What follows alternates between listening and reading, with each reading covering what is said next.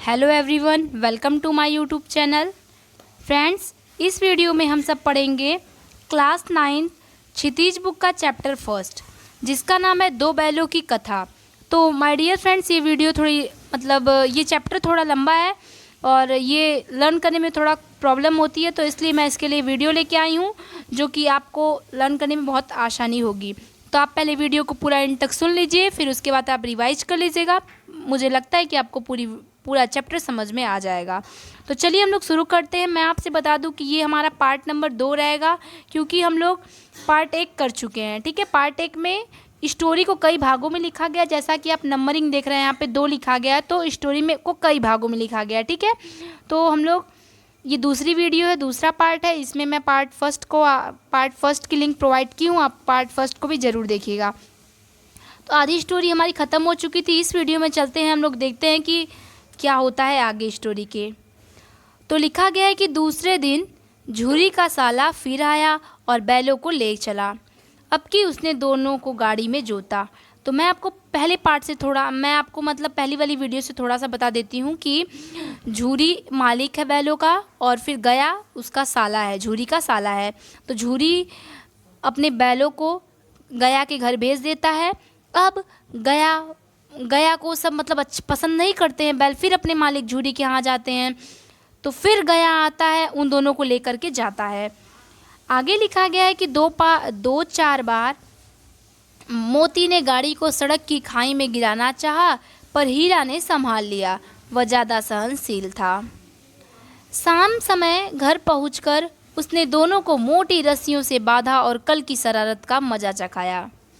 यानी कल वो सब भाग गए थे, तो आज उसका मजा चखा रहा है, बदला ले रहा है।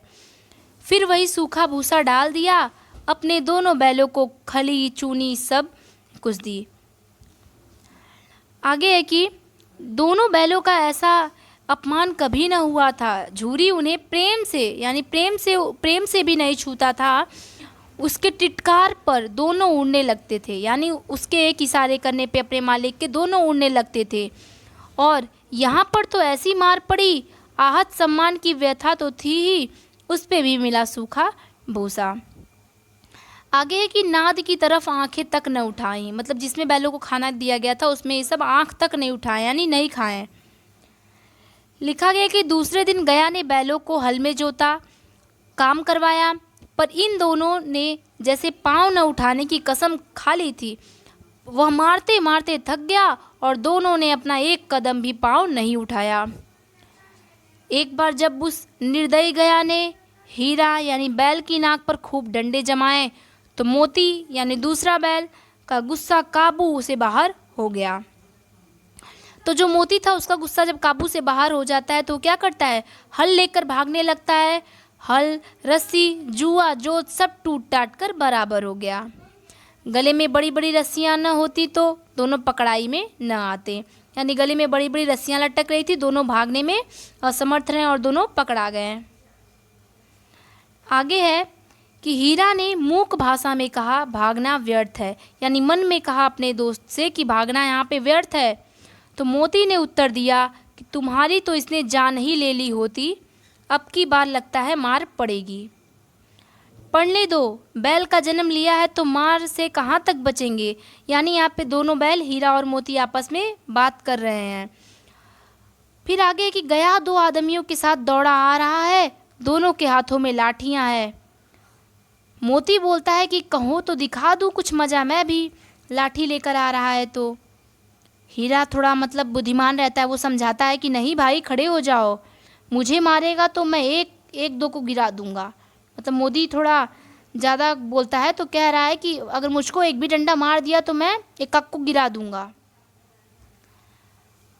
आगे कि नहीं, हमारी जाति का यह धर्म नहीं है, यानी हीरा नाम का बैल मोती को समझा रहा है कि हमारा ये धर्म नहीं है किसी को मार के गिरा देना ऐसे ही। मोती दिल में अफना के यानी गुस्से से ऐंठ कर रह गया। गया आ पहुंचा, दोनों को पकड़ कर ले गया। गया आप थोड़ा इसको केयर कीजिएगा कि झूरी का साला है, यानी ये मालिक का साला है। दोनों को पकड़ कर ले चला। कुशल हुई कि उसने इस वक्त मार पीट न की, नहीं तो मोती भी पलट पड़ता, यानी मोती भी गुस्से में था, मार देता। उसके तेवर देख कर गया और उसके सहायक समझ गए कि इस वक्त टाल जाना ही मसलहत है। यानी कि गया भी इस टाइम नहीं मारा, वो समझ रहा था कि बैल गुस्से में है, कुछ नुकसान कर देंगे। आगे है कि आज दोनों के सामने फिर वही सूखा भूसा लाया गया, यानी फिर उसे दंड मिल रहा है हीरा मोती को कि ये सब क्यों भाग गए थे, क्यों ये सब भाग गए थे और हल जोत नहीं रहे थे। तो फिर उसका मज़ा चखा रहा था गया, उन सबों को फिर सूखा भूसा मिला। दोनों चुपचाप खड़े रहे। घर के लोग भोजन करने लगे। उसी वक्त छोटी सी लड़की 2 रोटियां घर में से लेके निकली गया के घर में से और दोनों के मुंह में देकर चली गई। उस लड़की के द्वारा दिए गए 1 रोटी से इनकी भूख थोड़ी न बंद हो जाती, पर दोनों के हृदय को मानो भोजन मिल गया हो, यानी सुकून मिल गया हो। पेट थोड़ी न भरेगा बैल का 2 रोटी में, तो सुकून मिल गया। यहाँ भी किसी सज्जन का वास है। लड़की भैरों की थी, उसकी माँ मर चुकी थी, सौतेली माँ उसे बहुत मारती थी, इसीलिए इन दिनों से उसे इस प्रकार की आत्मीयता हो गई थी। तो यानी ये बताया गया है कि लड़की रोटी क्यों देती है, क्योंकि लड़की की मम्मी मर गई थी और उसकी सौतेली माँ उसको बहुत मारती थी, तो उसको बैलों की दुर्दशा देख के दया आ गई। तो ये इम्पॉर्टेंट है, जो कि हमारे क्वेश्चन आंसर में भी पूछा गया है। जब हम लोग क्वेश्चन आंसर करेंगे तो देखेंगे कि ये क्वेश्चन पूछा गया है। तो आगे चलते हैं। तो देखिए इस फिगर में बताया गया है कि दो बैल बांधे गए हैं और ये लड़की देखिए हाथ में रोटी लेकर के आई है रात में निकल कर देने के लिए घर वालों के चोरी। चलिए अब चलते हैं नेक्स्ट पेज पे। आगे है कि दोनों दिन भर जोते जाते, डंडे खाते अड़ते, शाम को थान पर बांध दिए जाते और रात को वही लड़की उन्हें 2 रोटियां खिला जाती थी। प्रेम के इस प्रसाद की यह बरकत थी कि दो गाल सूखा भूसा खाकर भी दोनों दुर्बल न होते थे, यानी कमज़ोर न होते थे, मगर दोनों की आंखों में रोम रोम में दुख भरा हुआ था। एक दिन मोती ने मन वाले भाषा में कहा, यानी मन में कहा कि अब तो नहीं रहा जाता हीरा यार। तो हीरा पूछता है क्या करना चाहते हो। मोती और हीरा अपने में बात कर रहे हैं, तो मोती बोल रहा है कि मन करता है एकाध को सींगों से उठाकर फेंक दूं। हीरा बोलता है लेकिन जानते हो वह प्यारी लड़की जो हमें रोटियां खिलाती है उसी की तो लड़की है जो इस घर का मालिक है, यह बेचारी अनाथ न हो जाएगी। तो कहने का मतलब कि हीरा समझा रहा है कि मोती भाई अगर तुम मार दोगे इस घर के मालिक को तो उसी मालिक की लड़की तो ये है, जो लड़की हमें रोटी देती है उसी की लड़की तो है, ये अनाथ हो जाएगी। इसकी मम्मी मर गई है, यानी इसके पापा भी मर जाएंगे। आगे है कि तो मालकिन को न फेंक दूं, वही तो उसको मारती है। अब बैल की बुद्धि देखिए, बैल कह रहा है कि मालकिन उस लड़की को सताती है, चलो मालकिन को ही फेंक देता हूँ उठा के। दूसरा बैल समझाता है कि तुम भूल गए हो क्या, औरत जाति पर सिंग चलाना मना है, औरत को नहीं मारना चाहिए। अगला बैल बोल रहा है तुम्हें तो किसी तरह निकलने ही नहीं देते हो, बताओ तो उड़ाकर भाग चले। हाँ यह मैं स्वीकार करता हूँ, लेकिन इतनी मोटी रस्सी टूटेगी कैसे। बैल ये आपस में अभी भी बात कर रहे हैं, कह रहे हैं कि इसका एक उपाय है, पहली रस्सी को थोड़ा सा चबा लिया जाए, फिर एक झटके में तोड़ देंगे क्योंकि रस्सी थोड़ी पतली हो जाएगी। आगे है कि रात को जब बालिका रोटियां खिलाकर चली गईं तो दोनों रस्सियां को धीरे धीरे चबाने लगे, पर मोटी रस्सी मुंह में ही नहीं जाती थी, बेचारे बार बार जोर लगा कर रह जाते थे। सहसा तब तक घर का द्वार खुला और वही लड़की निकली जो रोटियां देने आया करती थी। दोनों सिर झुकाकर उसका हाथ चाटने लगे, दोनों की पूंछें खड़ी हो गईं। उसने उनके माथे सहलाए और बोली, खोल देती हूँ रस्सी आप लोगों के, चुपके से भाग जाओ, नहीं तो यहाँ लोग बड़ी मार मारेंगे। आज घर में बात हो रही है कि नाकों में नाथ डाल दिए जाएंगे, यानी लड़की बैल को बता रही है कि घर में बात हो रही है कि आपके नाक में नाथ डाल दिए जाएंगे, मैं आपको खोल दे रही हूँ, आप भाग जाइए। मोती फिर अपने मन में अपने दोस्त से पूछता है कि अब चलते क्यों नहीं, अब क्यों रुके हो जब लड़की खोल दे रही है तो। हीरा ने कहा चलते, लेकिन कल इस लड़की पर आफत आ जाएगी, सब इसी पर संदेह करेंगे कि यही लड़की खोली होगी। तब तक बालिका चिल्लाने लगी कि दोनों फूफा वाले दोनों बैल भागे जा रहे हैं। ओ दादा, दोनों बैल भागे जा रहे हैं, जल्दी दौड़ो। यानी लड़की रस्सी खोल के तुरंत चिल्ला देती है कि दोनों बैल भाग गए हैं, आप लोग बचाइए। तो गया घबरा जाता है, हड़बड़ा कर भीतर से बाहर आता है और बैलों को पकड़ने चला। वे दोनों भागे, गया ने उनका पीछा करता रहा और भी सब तेज भागने लगे। तब गया क्या करता है, शोर मचाता है, फिर कुछ गांव के आदमियों को भी साथ लेने के लिए लौटा। यानी गया की बुद्धि देखिए कि आधा बैल भाग रहे हैं, वो वहाँ से लौट आया बीच रास्ते मर से कि अपने गांव वालों को लेकर चलेंगे तब दौड़ाएंगे। तब तक बैल कहाँ भाग गए होंगे, ये तो बताने की भी ज़रूरत नहीं, तब तक बैल कहाँ चले जाएंगे। आगे है कि दोनों मित्रों को भागने का मौका मिल गया, सीधे दौड़ते चले गए, यहाँ तक कि रास्ता का भी ख्याल नहीं किए। जिस परिचित मार्ग से आए थे उसका यहाँ पता ही नहीं था। नए नए गांव मिलने लगे। तब दोनों एक खेत के किनारे खड़े होकर सोचने लगे कि अब क्या करना चाहिए। यानी अब तो सब भाग चुके थे, थोड़ा गया के गांव से दूर आ चुके थे, अब सब सोच रहे हैं कि हम लोग क्या करें, गांव भी हम लोग भटक गए हैं। आगे है कि हीरा ने कहा, मालूम होता है रास्ता भटक गए हैं। दूसरा बैल बोल रहा है कि तुम तो बेतहाशा भागे, यानी बिना होश में भागे, वहीं तो उसको मार गिराना था, मारना चाहिए था उसी को। उसे मार गिराते तो दुनिया क्या कहती, वह अपना धर्म छोड़ दे, लेकिन हम अपना धर्म क्यों छोड़े। यानी दोनों बैल आपस में सलाह कर रहे हैं कि दुनिया भूल जाए अपना धर्म, लेकिन हम क्यों भूलें दुनिया का देख करके। आगे है कि दोनों भूख से छटपटा रहे थे, यानी व्याकुल हो रहे थे। खेत में मटर खड़ी थी, चरने लगे। रह रह कर थोड़ा आहट भी ले लेते थे, यानी चेक कर लेते थे कि कोई आ तो नहीं रहा है। जब पेट भर गया तो दोनों ने आज़ादी का अनुभव किया और मस्त होकर उछलने कूदने लगे। पहले दोनों ने ढकार ली, फिर सींग मिलाए और एक दूसरे को ठेलने लगे, यानी प्रेम से ठेलने लगे। मोती ने हीरा को कई कदम पीछे हटा दिया, यहाँ तक कि वह खाई में गिर गया। मतलब यहाँ देखिए सब इतना दोनों बैल खुश हो गए हैं बाहर निकल करके, गया के गांव से दूर होकर के, कि सब अपने में एक दूसरे को सब ठेलने लगे और एक दूसरे को सब धक्का देकर खाई में गिरा दे रहे हैं। तब उस बैल को भी क्रोध आया, संभल कर उठा और मोती से मिल गया। मोती ने देखा कि खेल में झगड़ा होने वाला है तो किनारे हट गया। यानी दोनों बैल समझदार थे, जब देखते थे कि मित्रों में अब हम लोगों में झगड़ा हो जाएगी तब एक बैल कोई शांत हो जाता था। आगे दोनों बात कर रहे हैं कि भागना कायरता है तो फिर यहीं मरो ना, बंदा तो 9 2 11 हो जाता है, और जो दौड़ाए तब क्या करेंगे। तो फिर कोई उपाय सोचो जल्दी, भागने का मन नहीं है तो जल्दी से कोई उपाय सोचो, मटर के खेत में खड़ा रहना सही नहीं है। यानी दोनों बैल आपस में बात कर रहे हैं। आगे है कि उपाय यही है कि उस पर दोनों जने एक साथ चोट करें, यानी दोनों लोग मिलकर मारे। मैं एक को रगेदूंगा, तुम पीछे से रगेदना, दोहरी मार पड़ेगी तो भाग खड़ा होगा। मेरी ओर झपटे तो तुम बगल में उसके पेट में सिंग घुसेड़ देना, जान जोखिम है और दूसरा उपाय नहीं है। यानी सब यही उपाय सोच कर डन कर लेते हैं। आगे है कि दोनों मित्र जान हथेलियों पर लेकर लपके।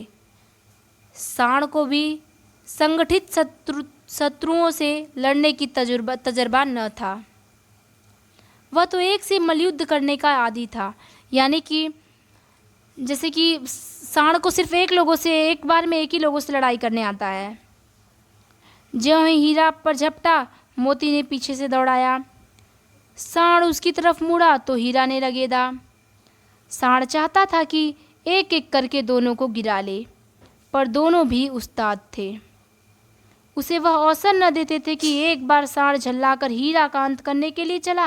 यानी सांड इतना परेशान था कि एक बार जब हीरा को मारने जा रहा था तो मोती बगल में पेट में आकर सिंह भोंक देता था। सांड जब गुस्सा में होकर हीरा को मारने जाता था तो फिर मोती मार देता था, मोती को मारने जाता था तो हीरा मार देता था।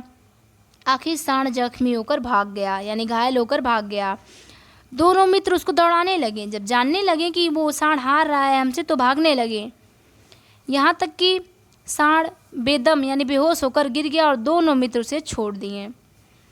यहाँ पे ये छूट गया था कि जब ये सब मटर के खेत से आ रहे थे तब एक रास्ते में सांड दिखाई देता है और सांड थोड़ा गुस्सैला लगता है और इन्हीं सबों की तरफ आता रहता है।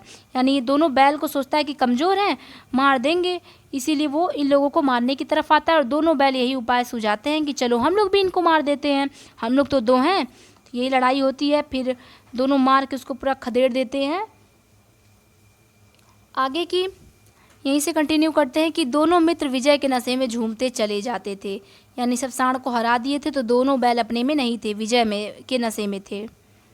मोती ने अपने मन ही मन में कहा कि मेरा जी तो चाहता है कि बच्चा को मार ही डालूं। यानी अब देखो सब सांड को बच्चा बना रहे हैं। पहले सब डर रहे थे देख के, अब बच्चा बना रहे हैं, जान गए कि वो मुझसे हार गया। तो हीरा ने प्रेम से कहा कि गिरे हुए बैरी पर सिंह नहीं चलाना चाहिए, ये सब ढोंग है। बेरी को ऐसा मारना चाहिए कि फिर उठे ही ना। अब घर कैसे पहुंचेंगे ये भी सोचोगे, पहले कुछ खा लें तो सोचे। सामने मटर का खेत था ही मोती उसमें घुस गया। हीरा मना कर रहा था पर उसने एक न सुनी। अभी 2-4 घास ही खाए थे कि 2 आदमियां लाठी लेकर दौड़ पड़े और दोनों मित्रों को घेर लिया। यानी इन दोनों बैलों पे संकट का संकट ही आ रहा है। बैल के गया के यहाँ से भागे तो सांड मिला, अब सांड के यहाँ से आए तो अब यहाँ पे मटर के खेत में घुस गए तो 2 उसके मटर के मालिक 2 आदमी डंडा लेके दौड़ाने लगे। हीरा मेड़ पर ही खड़ा था, वो तो अंदर गया नहीं था तो निकल गया। लेकिन मोती तो ज़बरदस्ती हीरा से ज़बरदस्ती करके घुस गया रहता है। तो क्या होता है, उसका खूर कीचड़ में धंस गया रहता है, यानी उसका पैर कीचड़ में धंस गया रहता है और वो भाग नहीं पाता है। हीरा चाहता तो भाग जाता, लेकिन वो देखता है कि मेरा दोस्त मोती संकट में है तो वो भी भाग आता है, मतलब हीरा के पास चला आता है और दोनों एक साथ फंस जाते हैं और गांव वाले आदमी पकड़ के बड़ी मार मारते हैं। फिर क्या करते हैं, कांजी हाउस में बंद कर दिए जाते हैं। अब कांजी हाउस क्या होता है, तो कांजी हाउस होता है कि जहाँ पे आवारा पशुओं को कैद किया जाता है। तो अब ये लोग तो आवारा ही तो हुए, ऐसे ही मिल गए थे खेत में खाते समय, तो कांजी हाउस में बंद कर दिया जाता है। अगर किसी जानवर का अगर कोई मालिक है तो आके फ़ाइन दे के लेके जा सकता है, या तो कांजी हाउस का मालिक उन्हें नीलाम कर देता था। यही होता है कांजी हाउस का नियम। अभी हमारी स्टोरी का पार्ट 4 चल रहा है। अभी पार्ट 4 चल रहा है। इस भाग 4 में हम लोग देखेंगे कि अब सब बैल कांजी हाउस में बंद हो गए, यानी आवारा पशुओं के घरों में बंद हो गए। अब उन लोगों से क्या दुर्दशा की जा रही है, अब हम लोग ये सब पढ़ेंगे। तो स्टार्ट करते हैं कि दोनों मित्रों को जीवन में पहली बार ऐसी साबिका पड़ा कि सारा दिन बीत गया, खाने को एक दिन का भी नहीं मिला। समझ में ही नहीं आता था कि कैसा मालिक है यार, इससे अच्छा तो गया ही था। यहाँ तो कई भैंसें थी, कई बकरियाँ, कई घोड़े, कई गधे, पर किसी के सामने चारा न था। सब जमीन पर मुर्दों की तरफ पड़े थे, यानी किसी के अंदर शक्ति नहीं थी। कई तो इतने कमज़ोर हो गए थे कि खड़े भी नहीं हो पा रहे थे। यानी ये दोनों सब बात कर रहे हैं कि यार इससे अच्छा तो वहाँ गया का ही घर था, हम लोग बेमतलब का भाग आए। और कांजी हाउस में बहुत भैंस, बकरियां, घोड़े थे और किसी के सामने अन्न नहीं रखा गया था, सब मुर्दों की बात ही पड़े थे। कई तो इतने कमज़ोर हो गए थे कि उठ भी न सकते थे। सारा दिन दोनों मित्र फाटक की ओर यानी गेट की ओर लगातार देखते रहे कि कोई चारा लेकर आएगा, लेकिन कोई नहीं आया। तब सब दीवार की नमकीन मिट्टी चाटनी शुरू की और इससे क्या तृप्ति होगी। तो जब गया और हीरा और मोती जब देख रहे थे कि कोई तो खाना लेके आएगा, शाम हो रहा है लेकिन कोई नहीं लेके आता है कुछ, तो सब क्या करते हैं, भूख के मारे दीवार चाटने लगते हैं। यानी दीवार उन सबों को नमकीन की तरह लगती है तो सब दीवार चाटने लगते हैं। लेकिन इतने बड़े बैल को दीवार चाटने से क्या फ़ायदा होगा, क्या उसकी भूख तो मिटेगी नहीं। फिर भी एक सुकून मिल रहा था। तो चलिए आज की वीडियो में सिर्फ इतना ही। अब मिलेंगे नेक्स्ट वीडियो में आगे वाले पार्ट के साथ, यानी एक पार्ट और बनेगा, ये चैप्टर हमारा फिनिश हो जाएगा। तो वीडियो कैसी लगी कमेंट में ज़रूर बताइएगा। अच्छी लगी तो लाइक कीजिए, चैनल को सब्सक्राइब कीजिए और फ्रेंड्स के साथ शेयर कीजिए। चलिए मिलते हैं नेक्स्ट वीडियो में। Thanks for watching my video.